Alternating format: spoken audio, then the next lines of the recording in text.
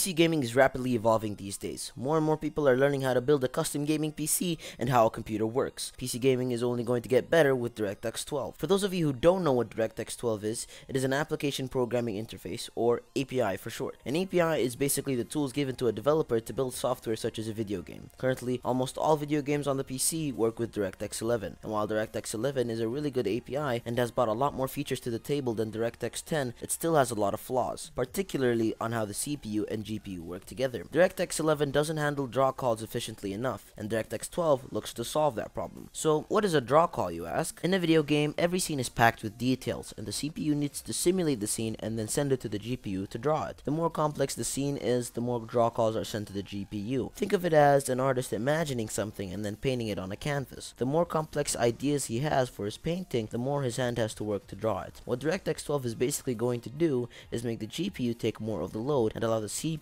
more headroom to process the game's logic. It also allows the CPU to tackle multi-threaded programs much more efficiently, and this of course is without any loss in the GPU's performance. You guys can check out the article by Digital Foundry that has all the benchmarks you need to understand how massive a boost in frames per second and overall performance you can get. Trust me, you'll definitely be impressed. So who benefits the most from this new API? The average PC gamer, that's who. All you need to do to have access to this new API is own a copy of Windows 10, which is a free upgrade for Windows 7, 8, and 8.1 users, and at least an NVIDIA GPU with a Maxwell architecture or an AMD GPU that supports Mantle. Now, I'm not sure which laptop GPUs support that. You could definitely Google it, but on the desktop side of things, that means you'll need to have at least an NVIDIA GTX 750 Ti or an AMD R7 260X. Both of these desktop GPUs are entry level and are meant for the budget-minded gamer. They also come with really good performance, which is only going to get better with DirectX 12. So, when can we see DirectX 12 become popular amongst video games? Well, we really won't see DirectX 12 in PC games until mid to late 2016 as a minimum, but once it becomes popularized and is in every PC game, it's definitely going to provide you with a big performance boost. So, to summarize, DirectX 12 is going to allow your CPU and GPU to work more efficiently together when rendering a very detailed scene in a video game, so that you get better frame rates. And although a lot of the games these days don't support DirectX 12 yet, once it becomes popular amongst video game developers, PC gamers are going to get huge boosts in performance, especially the budget-minded gamer. Anyways guys, that's the whole video. I hope you guys learned something from this video, and if you did, please subscribe, like, and share the video. I also really recommend you guys check out the Digital Foundry article I found, as they go into much more detail about the performance boosts. As well as that, if you have any questions,